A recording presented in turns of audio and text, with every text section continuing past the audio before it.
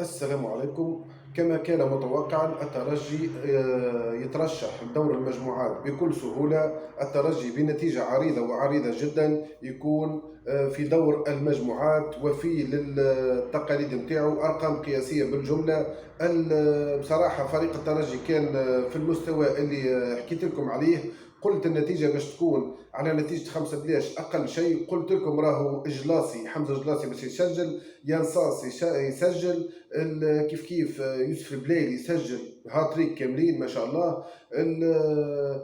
اللي هبطوا احتياطيين، جلاسي هبط احتياطي يسجل، الدربالي هبط احتياطي يسجل. الترجي في الثنيه الصحيحه قاعد ينتصر وينتصر بكل سهوله. كي باسوي حكيت لكم عليه المره اللي فاتت، قلت لكم راهو لاعبي يعدي روحه نسبيا سجل. المحسوب معظم اللاعبين في الترجي سجلوا اهداف. تشكيله الترجي كانت في الشوط الاولاني بن سعيد، بن علي خذا مكان بوشنيبه، بن حميده كان موجود كالعاده دائما موجود في الترجي ظهير ايسر، مرياح في قلب الدفاع هو توغاي، العزوني، حسام تقا وكوناتي، كيبا سوي ويانساس والبليلي. الترجي كان في حفله، ما نقولوش كانت في مقابله، ما تجيش مقابله تجي حفله. هذه بصراحه حفله لفريق الترجي، انتصار عريض وعريض جدا. هدايا باش يكون شحنه معنويه لفريق الترجي باش يواصل في دوري ابطال افريقيا.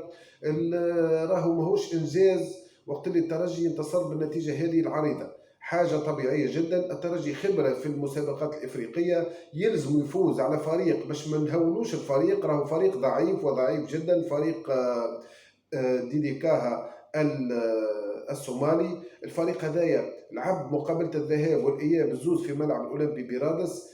فريق الترجي فريق منظم. الانتدابات نتاع الترجي دخلوا ديريكتومون في صلب الموضوع، اللي هم يوسف البلايلي ومعاه حمزه الجلاسي. معناتها المعوضين موجودين في فريق الترجي. لعب بالفريق مش الثاني، يقولوا الترجي عنده 17 ملاعب 18 باش يكونوا متواجدين في دوري الابطال. لعب بالملاعبيه اللي يلزم يجربهم ويلزم يتاكد من القيمه الفنيه نتاعهم، وفعلا فعلا كانوا ناجحين. وخاصه جلاس حكيت لكم عليه، قلت لكم كي يهبط عنده مكان في الترجي نجم ينجح. وكيف كيف قلب الدفاع الاخر اللي هو مرياح وتوغاي كلهم لاعبيه، حتى توغاي سجل هدف عن طريق ضربه جزاء. مهرجان من الاهداف، احتفال في فريق الترجي. يكوروا بكل اريحيه، يكوروا بكل ثقه في النفس. هذه مطلوبه في الفرق التونسيه الكل. صحيح اليوم رينا نادي الصفاقسي ترشح في كاس الكونفدراليه الافريقيه، وهذه قلت لكم راهو باش يترشح فريق النادي الصفاقسي، امر طبيعي وطبيعي جدا. ترشح بصعوبه ولكن ترشح. كيف كيف حتى النادي الصفاقسي لعب المقابله ضد الفريق الرواندي، مقابله ذهاب واياب في ملعب الطيب المهيري بصفاقس. اليوم زاد الترجي ذهاب واياب في ملعب الطيب المهيري بصفاقس. الفريقين الزوز كانوا في المستوى. الترجي معناها سيطرة مطلقة على الفريق المنافس، ما عطاهم حتى نفس باش يهزوا كرة ويتقدموا قدام. يعني النتائج اللي صارت في فريق الترجي في المقابلات الودية ضد مازن بورقيبة وضد الفرق اللي لعب لهم كلها كان نتائج 10 و9 و8.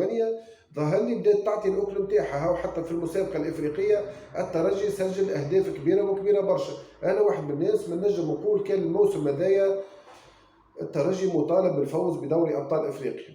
لكن الفكر اللي كان عند كاردوزو طريقه دفاعيه هجومات معاكسه، المره هذه ما عادش باش يكون موجود، باش يولي كاردوزو يلعب الهجوم ولا شيء غير الهجوم، في وجود البليلي، وفي وجود يانساس، في وجود كيباسوي، معاهم يزيد يرجع رودريغيز معناها للقمه نتاعو كيما نعرفوه قلب هجوم قوي برشا.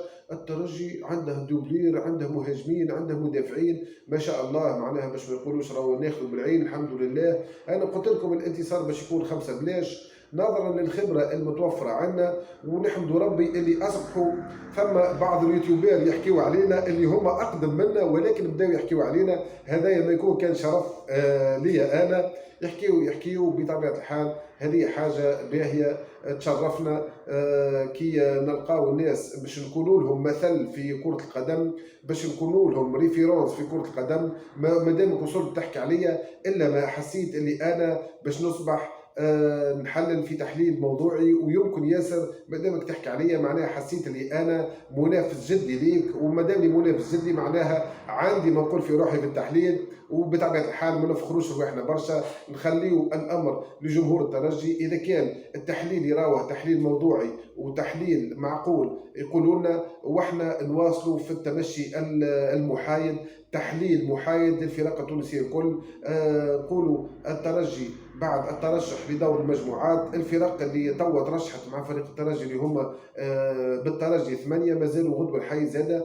تي بي مازامبي ترشح، شباب بالوزداد ترشح، مانياما ترشح، الاهلي المصري ترشح، الصن داونز الجنوب افريقي ترشح، اورلاندو بيراتس ترشح، يانغ افريكانز ترشح. هذوما فيهم كان مانياما اللي طيح بيترو اتليتيكو الانغولي، مفاجاه كبيره هذه. الفريق هذايا مانياما قام مفاجاه كبيره. الفريق هذايا من الكونغو الديمقراطيه، من نفس البلد هو مازامبي، تي بي مازامبي.